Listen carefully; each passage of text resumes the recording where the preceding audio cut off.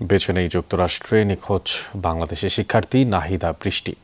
সামাজিক মাধ্যম ফেসবুকে এক পোস্টে এই কথা জানিয়েছেন তার ভাই জাহিদ হাসান প্রান্ত। তবে এই নিয়ে আনুষ্ঠানিক এখন পর্যন্ত কোনো বিবৃতি দেয়নি ফ্লোরিডা প্রশাসন। এর আগে শুক্রবার সকালে নিখোঁজ আরেক শিক্ষার্থী জামিল লিমনের মরদেহের কয়েকটি টুকরো উদ্ধার করে পুলিশ। আর এই ঘটনা নিশ্চিত করে ব্রিফ করেছেন যুক্তরাষ্ট্রে বাংলাদেশ দূতাবাসের প্রেস মিনিস্টার গোলাম মুর্তজা। এই বিষয়ে এই ঘটনায় হিশাম সালেহ আবু গারবেই নামে এক মার্কিনীকে আটক করা হয়েছে। নিহত লিমনের রুমমেট ছিল ওই ব্যক্তি।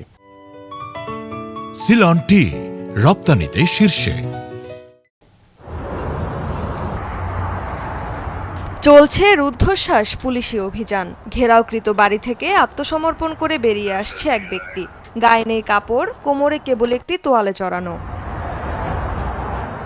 হিশাম সালেহ আবু গারবে নামের এই ব্যক্তি যুক্তরাষ্ট্রের ফ্লোরিডায় দুই বাংলাদেশি শিক্ষার্থীর গুম ও হত্যাকাণ্ডের পেছনের মূল হোতা বলে মনে করছে ফ্লোরিডা পুলিশ।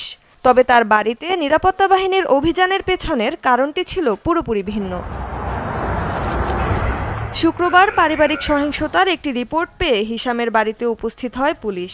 এরপর সেখান থেকে অন্যান্য সদস্যদের নিরাপদে বের করে আনা হয়। তবে বাড়ি থেকে বের হতে অস্বীকৃতি জানায় অভিযুক্ত হিশাম। পরবর্তীতে পুলিশের একটি বিশেষ প্রশিক্ষিত ইউনিট গিয়ে অভিযান চালিয়ে আটক করে তাকে।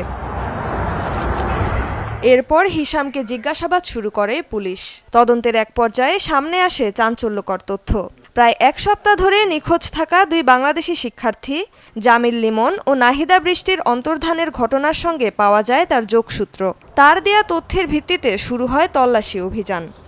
তাকে জিজ্ঞাসাবাদ করে তার দেয়া তথ্যের ভিত্তিতে একটি ব্রিজের নিচে থেকে, ফ্লোরিডাতেই একটি ব্রিজের নিচে থেকে একটি মরদেহ উদ্ধার করে এবং পুলিশ পরবর্তীতে ব্রিফিং করে জানিয়েছে যে এই মরদেহটি নিখোঁজ বাংলাদেশি শিক্ষার্থী জামিল লিমনের।